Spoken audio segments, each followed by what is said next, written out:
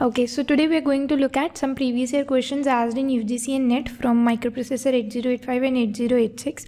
So we have picked questions from 2017, 16, 15, 14. You can just have a look and have an idea that what type of questions they are asking. So firstly, we're looking at questions from UGC NET 2017. See, just look at the question. In 8085 microprocessor, which of the following flag are affected by an arithmetic operation? So basically we are having 5 flags which are placed like this. S, which is sign flag, Z, X, X is don't care, AC, X, P, X, CY. So this is how the 5 flags are placed. This is the sign flag, This is 0 flag, 0 flag. This is auxiliary carry, So already in the lectures we've explained, we have had a lecture on flags, but still you can again see auxiliary carry is the carry which occurs from lower 4 bits to higher 4 bits, and if there is a carry from lower 4 bits to higher 4 bits, this auxiliary carry flag is going to be 1 if auxiliary carry occurs, right? Otherwise it's going to be 0. This 0 flag is going to be 1 if result is 0. If accumulator holds 0 after some arithmetic operation, if the result is 0, the 0 flag is going to be 1, and the sign flag is going to be the MSB of the result. This holds the value of MSB of the result, right? And then this P is the parity flag. This is parity flag. So parity flag is see, there's a concept of parity which indicates number of ones in the result. If number of ones is even, if there is even number of ones, then this parity flag is going to be 1 if even number of 1 in result, and this is going to be 0 if odd number of ones in result. Fine. And then this last one is carry flag. So we know carry flag, if a carry or borrow occurs in an arithmetic operation, this carry flag is going to be 1 if carry or borrow occurs. If carry or borrow occurs in an arithmetic operation, this is going to be 1. So what happens is, whenever you're performing an arithmetic operation, all these flags are going to be affected, right? So in any arithmetic operation, S, Z, AC, PY, all these flags are going to be affected. So the answer is going to be option 4. This is going to be the correct answer, because all these flags are going to be affected. See, there are some instructions, some logical instructions, AND, OR, XOR, where carry and auxiliary carry are not affected. Carry and auxiliary carry are not affected in logical instructions like AND, OR, XOR, etc. Okay, but in arithmetic operations, all of these flags are going to be affected. Then there are several instructions like INR, which increases the contents of a register, INR C, INR B. In that also carry flag is not affected, but in case of arithmetic operation, as in this question, all these flags are going to be affected. Okay, let us look at the next question now. In 8085, the address bus is of dash bits. See, we know that every memory location in 8085 memory location is having 16-bit long address. Since every memory location is having 16-bit long address, we have to have an address bus of 16 bits, right? We need a 16-bit address bus so that we can just give the memory location and reach there. So what happens in 8085 is, out of 16 bits of address bus, the 16 bits of the address bus that you are having, 8 bits are solely means completely for the address only. Solely for address bus, and the other 8 bits are there 8 bits or 8 lines? 8 bits are multiplexed with the data bus, which means that 8 lines of the address bus are multiplexed with the data bus. They are going to be used as address bus or data bus according to the status of ALE, address latch enable. We've discussed all this in the lecture although, so you can just see here there. So address bus is going to be 16 bits long, right? Look at the next question. In the architecture of 8085, match the following. Okay, just see. Okay, we're going to look at them one by one. Processing unit. Processing unit means that where all the operations are going to be loaded. When we looked at designing of 8085, the basic idea of 8085, we saw that we designed 8085 for performing some basic operations, some basic arithmetic operation, logical operations, so that operations like addition, subtraction could be done by using a single unit.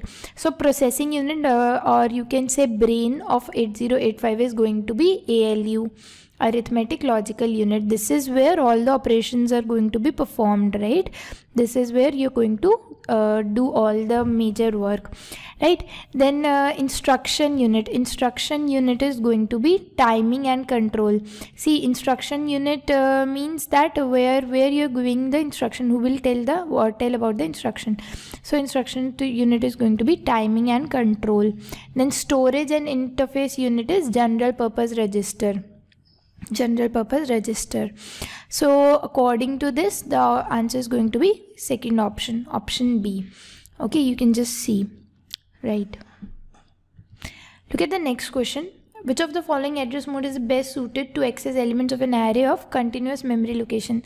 Okay, maybe this is some misprint. Misprint is there. This is continuous. Okay, continuous, right? So see, we've learned about addressing modes, right? So we saw there that what happens in indexed addressing mode is, you're just increasing the index, you're just giving some additional bits to the base address, and the address location keeps on increasing, and you can just access memory locations which are placed continuous to each other. So when you have to access elements of an array, then you can use indexed addressing mode. This is the best suited addressing mode for this. Okay, so now here it is asking which of the following is correct statement. So we're going to look at all the statements one by one, and we can also see that what correction is needed. Okay, so just look at the first statement. In memory mapped IO, memory mapped IO is in which you are giving IO locations as memory addresses only. Addressable memory size decreases, and IO devices are treated as memory locations only. We can use instructions like LDA, STA, right? So it is saying that in memory mapped IO, the CPU can manipulate IO data residing in interface registers that are not used to manipulate memory words. So this is a wrong statement, right? CPU can manipulate IO data residing in interface registers. This is a wrong statement, because what happened in memory mapped IO is CPU is treating IO devices as memory locations only, right? And here it's writing it's not used to manipulate. So this is a wrong statement. We are treating IO devices as memory locations only. Addressable memory size decreases, and if we want to access IO data, so we are using them as memory words, right? Now look at the second statement. Isolated IO. Isolated IO means IO mapped IO.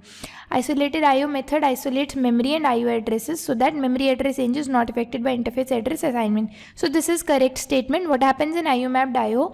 Memory size is not affected because the IO devices are not treated as memory locations. We are having separately 8-bit addresses for IO. So it isolates memory and IO so that memory range is not affected. So this is the correct statement. This is going to be the answer. Still, let us look at third statement. In asynchronous serial transfer of data, 2 units share a common clock. Okay, so asynchronous, we know asynchronous means that they are not synced, they are not having a common clock. Okay, so they do not share a common clock. Okay, so this is wrong. Last statement says in synchronous serial transmission of data, 2 units have different clocks. So they do not have different clocks. Synchronous means they are having same clock. Their clocks are synced, right? Okay, so the answer is going to be second one. Okay, now look at this question.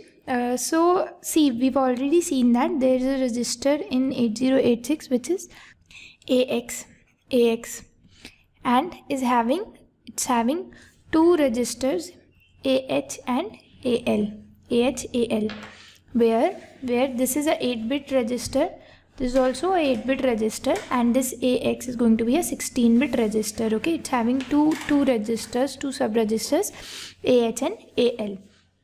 Fine. So now what happens is, now just look at the instructions one by one. What we are doing is, we're loading AL, we're loading AL with 15, which means AL becomes 0F in hexadecimal, right? 0F. Then AH becomes 0F.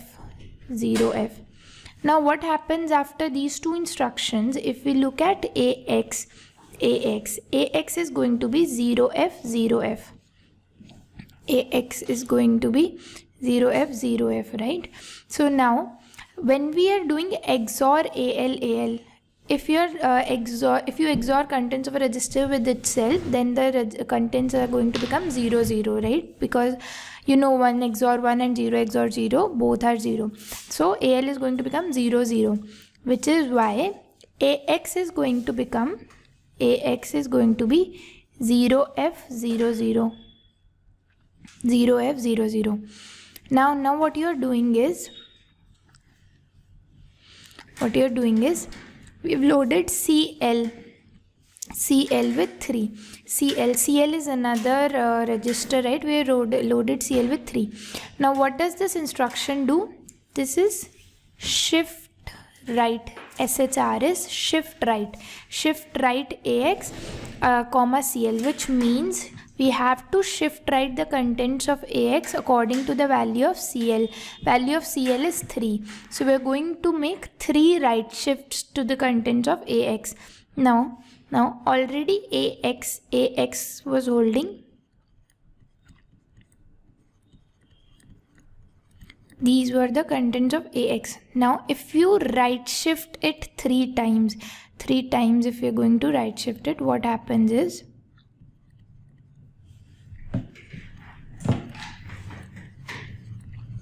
okay, so this is 0 1 E0. So these are the contents of AX after 3 right shifts. Okay, now what we are doing is, we are adding AL to AL, we are adding 90 in hexadecimal. So this is the contents of AL right now. If you're going to add 90, this AX is going to become 0 1. This is 0. If you just perform this addition, you'll get 7. Okay, you can just see, you'll get 7. This is going to be the, and carry flag is going to be 1, because a carry is going to occur in this addition. Okay,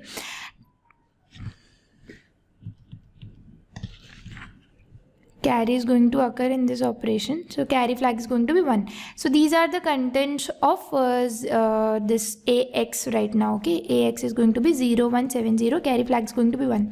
Now the last operation is add with carry AH, 0, which means that to the contents of AH we have to add 0 along with the carry. So you add 0 along with the carry flag was 1, so you just perform this operation. Final value of AX is going to be 0270, which is first option. Okay, so this is how you're going to perform this operation. You're going to perform this program, right? Okay, look at the next question. So what is it saying is, the contents of register BL and AL are 49H and 3AH. Contents of AL, status of carry flag and sign flag after executing, subtract AL, BL. Okay, fine. See, what this operation is going to do is subtract AL, BL. What is it going to do is, contents of AL are 3A, which is 0011 1010.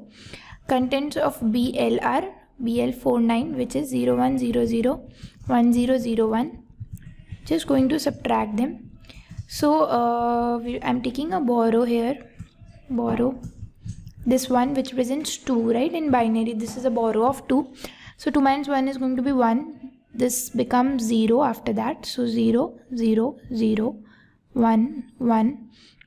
Now see, since there is no 1 here, I'm going to need a borrow. Right? So carry flag is going to be set. See, this carry flag also represents borrow for arithmetic operations. So this since I have taken this borrow, this carry flag is going to be 1. Now see, 1 this is going to be 1. This represents 2, right? Yeah. And fine, this is also going to be 1. I have taken a borrow here, right? From here I have taken this borrow.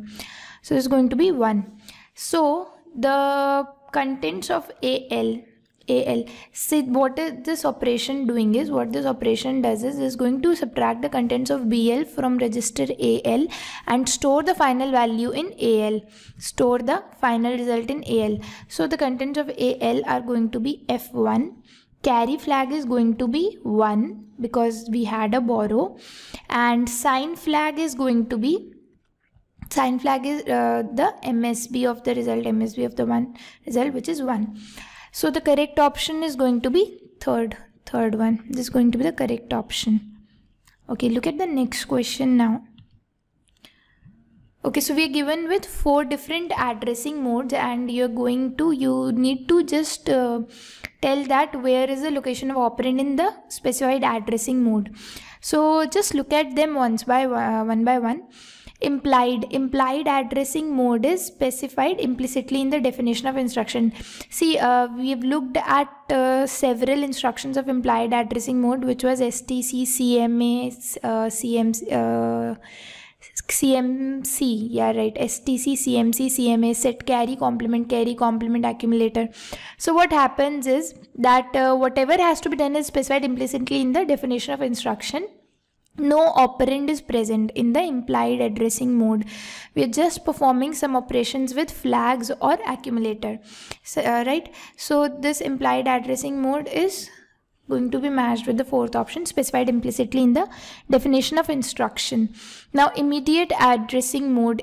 What happens in immediate addressing mode is location of operand is operand is going to be specified in the register. What happens in immediate addressing mode is that in the instruction only, wherever the opcode is stored, next memory location is going to be the data, right? So this is going to be specified in the registers. We are going to match this with 3rd. In register addressing mode, see, we are not accessing memory in register addressing modes, right? All the operands, all the data lies in the CPU itself. So in register addressing mode, operand is going to be in the registers which are in CPU. So I'm going to match this with 1st. And register indirect, what happens in register indirect? Register specify the address of the operand, like move A comma M. So what you're going to do is you're going to reach the HL pair, just see what is stored in that. That is going to be treated as memory location, and then you can extract data. So I'm going to match this with 2nd. So the answer is going to be 4, 1, 3, 2. Oh, I'm sorry, 4, 3, 1, 2. 4, 3, 1, 2, which is option 1st. So this is going to be the correct answer, right? Okay, so this is the next question.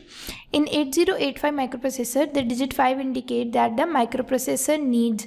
Okay, so already we have seen that clock of the microprocessor is 3 megahertz. We are using a 3 megahertz clock, and we are using a plus 5 volt supply. See, we are not using plus 5 and minus 5 both. Okay, we are only using plus 5 volt supply in 8085. So this digit 5 indicates that plus 5 volt supply only, right? We are only giving, see, in pins also we have seen that we are using 2 pins, VCC and ground. So we're giving a supply of plus 5 volt and a ground, which means a potential of 5 volt only. If we would have been using minus 5 and plus 5 volt, the potential difference would have been 10 volts. We are not doing that. Okay, we're using plus 5 volt supply only. Fine. Look at the next question. In 8085, which of the following performs load register pair immediate operation? So we've already seen the instruction set. What is LDAX RP going to do? This is going to load the accumulator with the data of the register pair. This is going to do the desired operation LXIRP comma data. What this is going to do is it is going to load the register pair with the given data. Okay, fine. Wow, okay, so look at the other instructions also. What is this going to do? Load HL direct. Okay, this is load HL direct. This is going to load the HL pair directly with the address specified in the location. Okay, this is going to load. See, there's going to be a memory address here. When you reach this memory address, you're going to load the data at this memory address in the H and L pairs. Okay, suppose this address is 2000, so 2000 and 2001, whatever data is being stored at these memory locations, you're going to store them in HL pair. What does this instruction do? This is just going to increase the contents of a register pair by 1. We've already seen the difference between INX and INR also, okay? INR B, INX B. We have seen the difference. What does this instruction do is, this is going to increase the contents of register B. Okay, suppose B was initially 01. So after execution of this instruction, B is going to be 02. What does this do? This increases the contents of BC pair. Okay, suppose B was 01 here, C was 02 here. So after execution of this instruction, B is going to be 01 only, C is going to be 03. Okay, so this is increasing the contents of register pair, this is increasing the contents of register. This is going to load HL directly with the data stored at the given address location. This is going to do the same thing with the accumulator. What this is going to do is, it's going to extract the memory location from this given register pair, whatever register pair is given. It is going to take the contents of that register pair as memory location, go to that memory location, extract data and load the accumulator with that data. Okay, suppose we have given LDXB, so it is going to extract contents from BC pair, whatever they are stored. This is going to be treated as a memory location, and at that memory location, whatever data is stored, we are going to store it in A. And this we know, this is load register pair immediate. So here we are giving the data directly, which is going to be stored in the register pair. Fine. Now look at the next question now. Okay, so now we are having questions of UGC NET 2016. So we're given a program here now, and they're asking the contents of accumulator after the execution of following language program. Okay, we're going to look at it step by step. First step is MVI A42H, which in decimal is going to be 66. I've just converted into decimal. Okay, so contents of A are going to be 66. Contents of B are 5. Now what do is we add B. Add B means contents of B are going to be added with contents of accumulator, and the result is going to be stored in the accumulator only. So contents of accumulator after execution of this instruction are going to be 66 plus 5. Now DCRB. DCRB means B decreases by 1, which means B has become 4 now. Jump not 0 UGC. See, the contents of B, contents of register B are not 0 yet, right? So we are going to jump to UGC. Again add B. Now just see how many times is this loop going to run. Until and unless contents of B are 0, this loop is going to run, right? Which means that we are going to add 5 in the first loop. We are going to add 5. Next loop we are going to add 4. 3, 2, 1. As soon as the value of B, suppose the value of B was 1 already. Now when you perform DCRB, B is going to become 0. This condition is false. Jump not 0 UGC. This condition becomes false, so you're going to exit. Till then, the value of A is going to be 66 plus 5 plus 4 plus 3 plus 2 plus 1, which is 81 in decimal. Okay, so here When you exit this loop, the value of A is going to be 81. Now what it is saying is add immediate 25H. 25H. This 25H is 37 in decimal. So what happens after this instruction is ADI 25 means add immediate data, right? This data 37 is going to be added with the contents of accumulator, which makes the result as 118 in decimal, or if I convert it in hexadecimal, is going to be 76. So the contents of accumulator after the execution of this program is going to be 76. C option. This is the correct option. Right. Look at the next question. So this is a simple theory question. 8085 microprocessor has how many hardware interrupts? Okay, so we have looked at them separately also, but again we can take them. 8085 is having 5 hardware interrupts, which are RST 7.5, RST 6.5, RST 5.5, trap, and INTR. Hardware interrupt means we are having separate pins for these interrupts. Okay, for these 5 interrupts we are having separate pins, okay, outside the microprocessor. If you just connect any of the pin with VCC, that is if you make any of them 1, these are going to be okay. So we have learned the functioning of the interrupt. You can just see the lecture on interrupts for this. So basically 8085 has 5 hardware interrupts and also it is having 8 software interrupts. Okay, fine. Look at the next question. Which of the following in 8085 performs this given operation? See, there's a okay, we have learned about an operation DAD API. Okay, so what does this instruction do is this is going to add the contents of this register pair with the HL pair. Suppose I'm giving a instruction like DAD B. So what is going to happen is contents of BC register pair, BC are going to be added with the HL and stored in HL. So if I am supposed to perform this operation, then I'll have to give the instruction DAD D. What happens is contents of DE are going to be added with contents of HL and the final result is going to be stored in HL pair. So the answer is going to be DAD D, right? The register that stores all interrupt requests. Okay, so this is a interrupt request register. So from name also we can just see interrupt request register is the one which stores all interrupt requests. Okay, fine. Look at the next question. Dash addressing mode is similar to register indirect addressing mode except that an offset is added to the contents of the register. Offset and register are specified in the instruction. Okay, fine. So see what okay, so we know that this is the indexed addressing mode. What is happening in indexed addressing mode is we're giving an offset. Offset is which is also known as the index. So what happens is when this offset is added to the base address, and both offset and register specified in the instruction.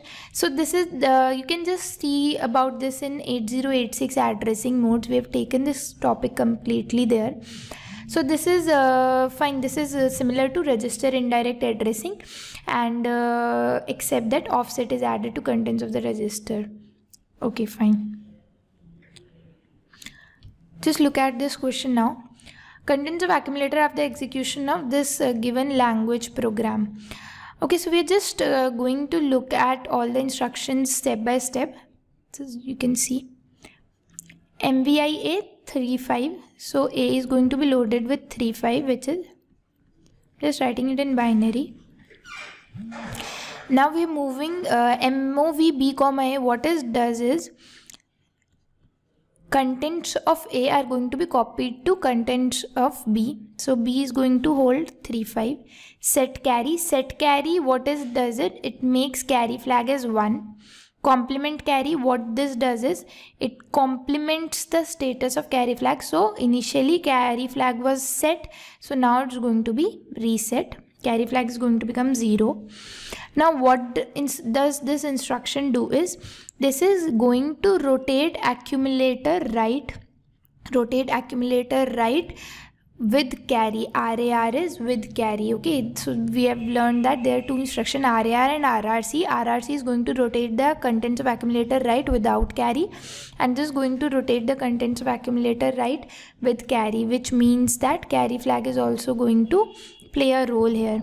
So what happens to A is, see, we're rotating the contents of A to right, rotating contents of A to right with carry. With carry means that here MSB is going to be the carry. So what happens is this becomes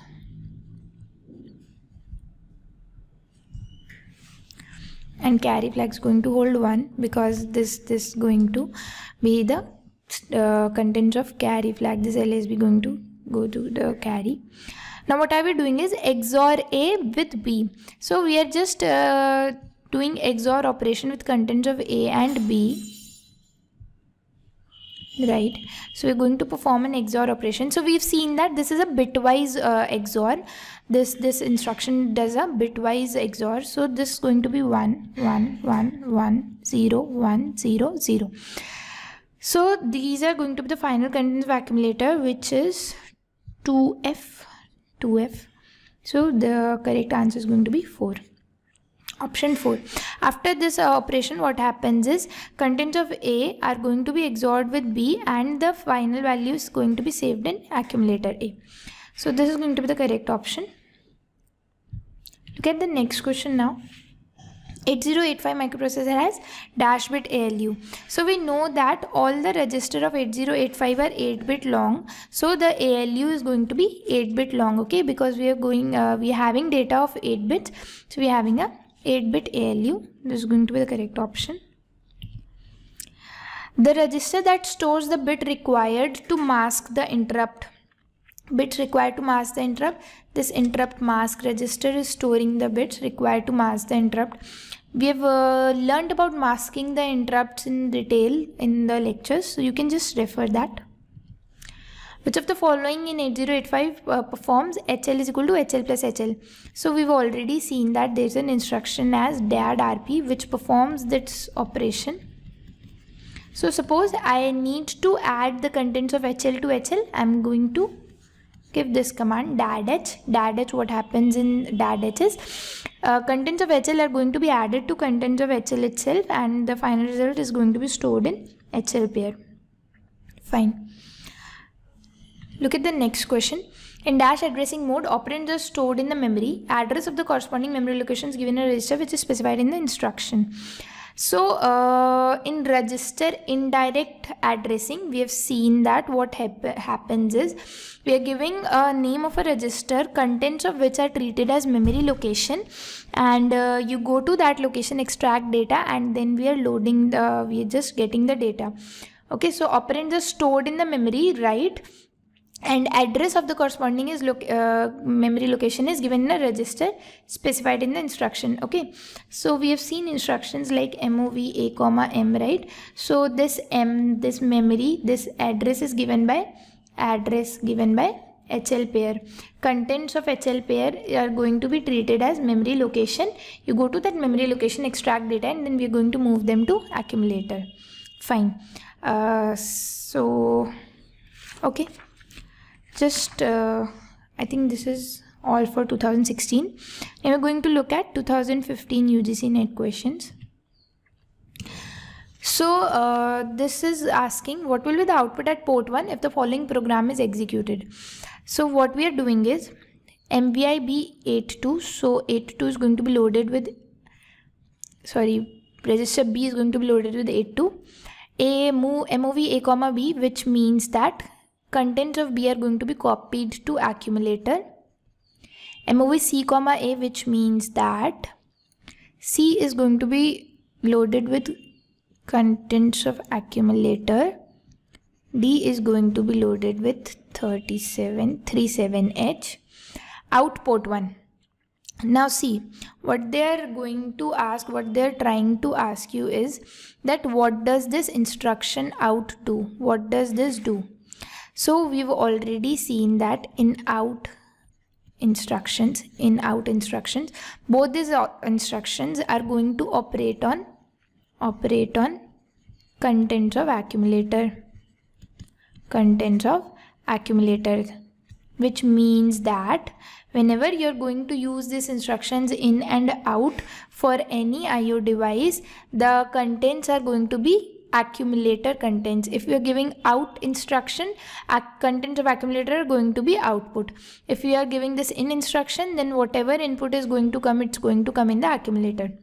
So it only depends on value of accumulator. Accumulator had the value 82, so when output at port 1 is going to be 8282 hexadecimal.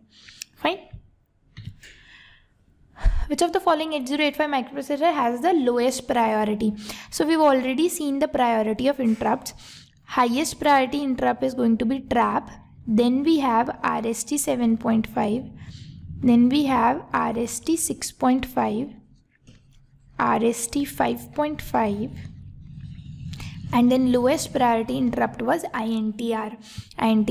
So these are the 5 hardware interrupts, and we had seen their priority. We've also seen a circuit diagram where we saw why trap is okay. So you can just look there, why interrupt is maskable, why one is not maskable.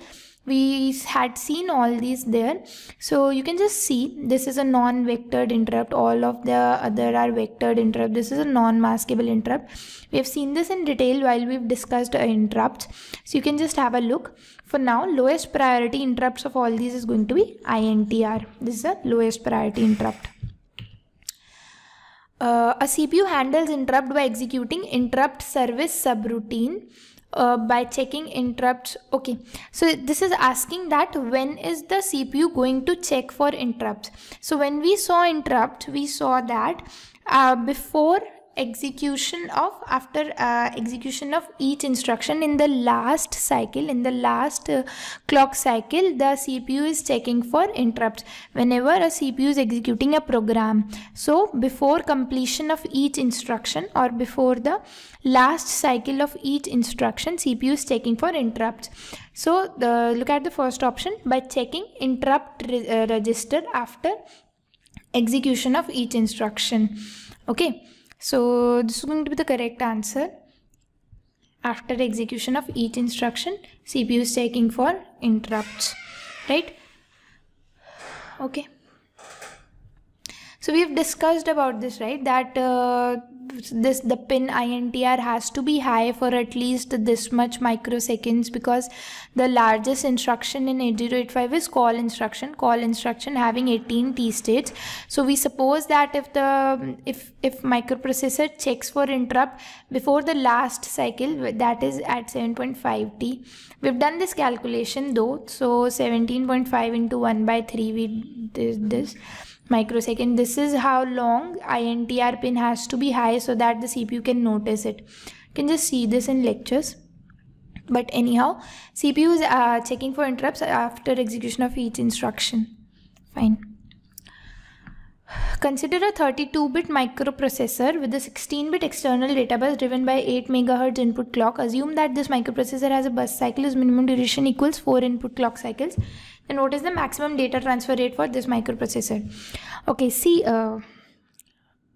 for this microprocessor, maximum bus cycle rate is going to be, so it is having a 8 MHz clock and minimum bus cycle is 4 input clock cycles. So maximum bus cycle rate can be 8 mega by 4, which is 2 mega per second, right, because the clock was 8 MHz and minimum duration of bus cycle was 4 input clock cycle. So this is the maximum possible bus cycle rate. Now the data transferred per cycle, since it is having a 16-bit data bus, so data transferred per cycle can be 16 bits, or I can say 2 bytes. Okay, so this is the data transferred per cycle. So now data transferred per second I can find by bus cycle into data transferred per cycle. So one bus cycle is 2 per second into 2 bytes. So this is going to be 4 megabytes per second. This is the data transferred per second, right? So option is going to be second, just 4 megabytes per second. So they had given us the clock frequency, they had given us the minimum cycles in one bus cycle. So we just find out the maximum bus cycle rate, then we found the data transferred per cycle, and so from there we can conclude data transfer per second. So it's going to be 4 megabytes per second, right? Let's look at the next question. RST7 instruction in 8085 microprocessor is equivalent to, okay, so we've already seen this table. 8085 is having 8 software interrupts, 8 software interrupts, RST0 to RST7, RST0 to RST7, which have their addresses like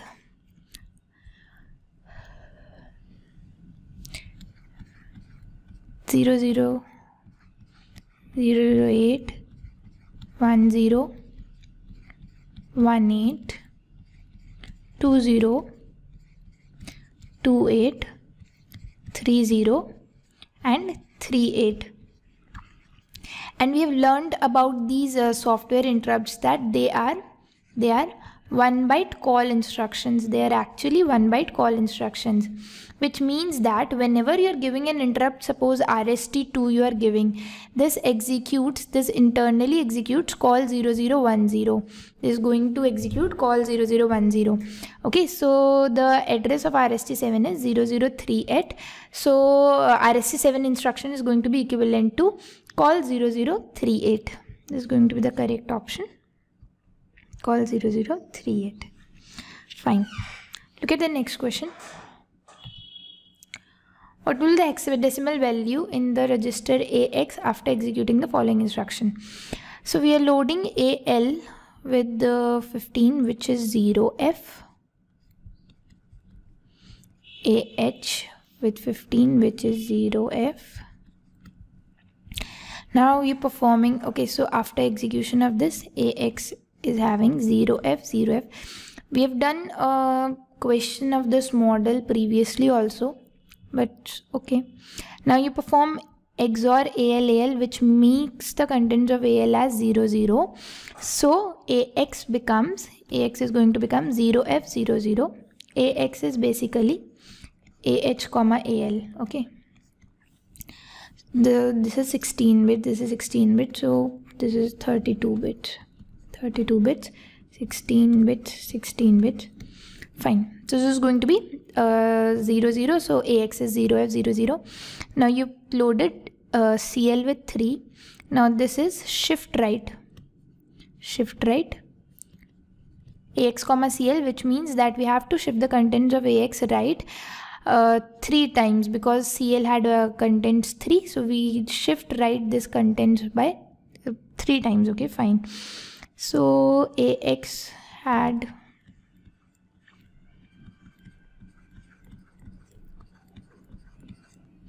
fine. So if you shift right the contents of AX 3 times, this is going to become, which is 0, 1, E0. So the correct option is going to be third, C option.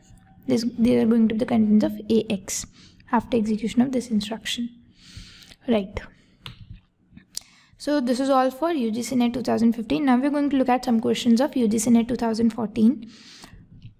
This is the first question. So they're asking that which instruction is going to affect which flags, okay? So we're going to look at the instructions one by one and see which flags are affected.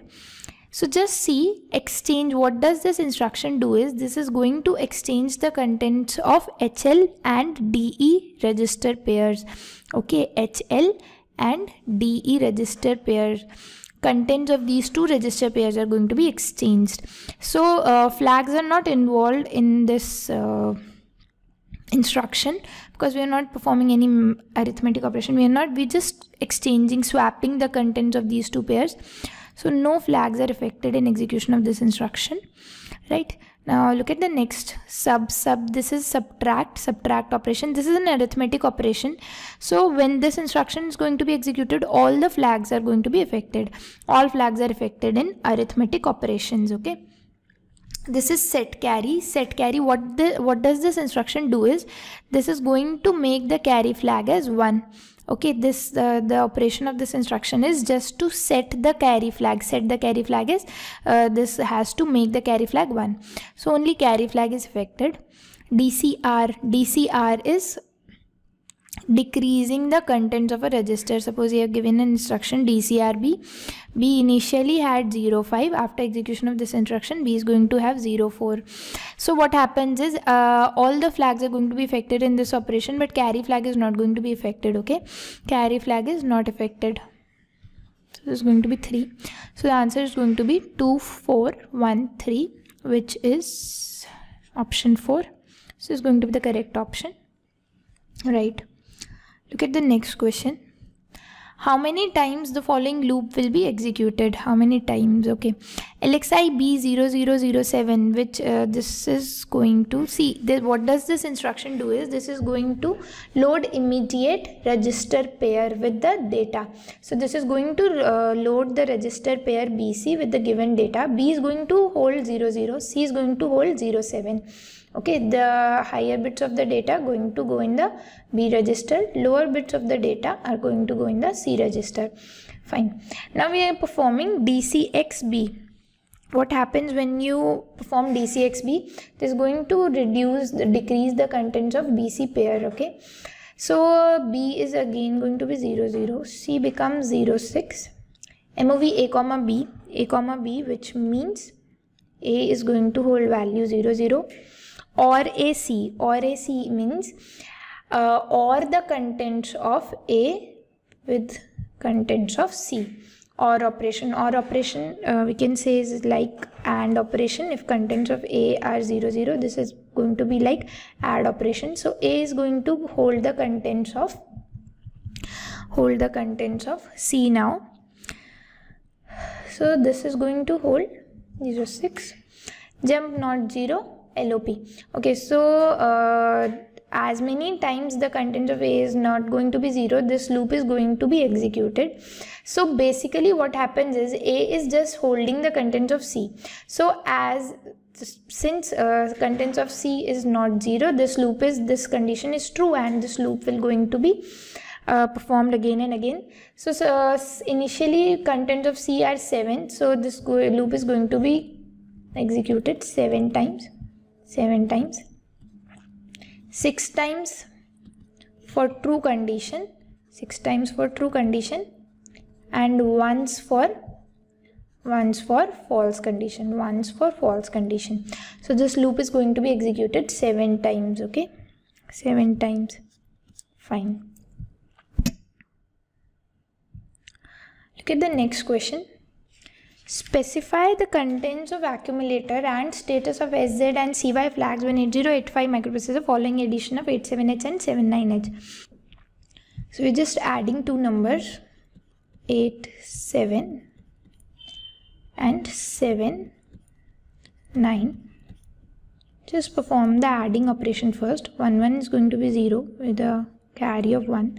Second going to be 0, 1, 0, 1, 0, 1, 0, 1, 0, 1.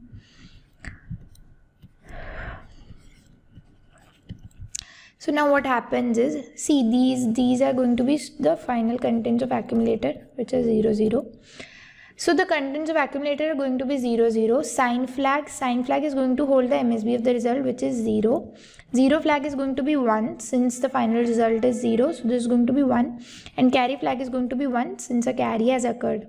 So the answer is going to be option D. Carry flag is 1, 0 flag is 1, sign flag is 0, and accumulator is 0.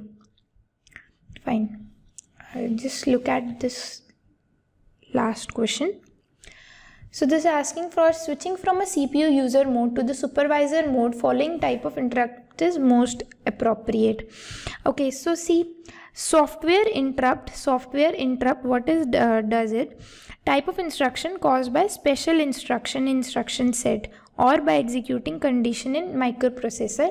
We are giving this software interrupts. Okay, software interrupts, what are they going to do is they are going to switch the CPU from CPU user mode to the supervisor mode. Using software interrupts we can do this. Okay, external interrupts are given in generally in case when there is a problem like power supply went off, some problem like this. Okay, you're giving external interrupts. So software interrupts we are using for switching from CPU user mode to supervisor mode. Okay, fine. So this is all. These are all the questions that have been asked in UGC net already.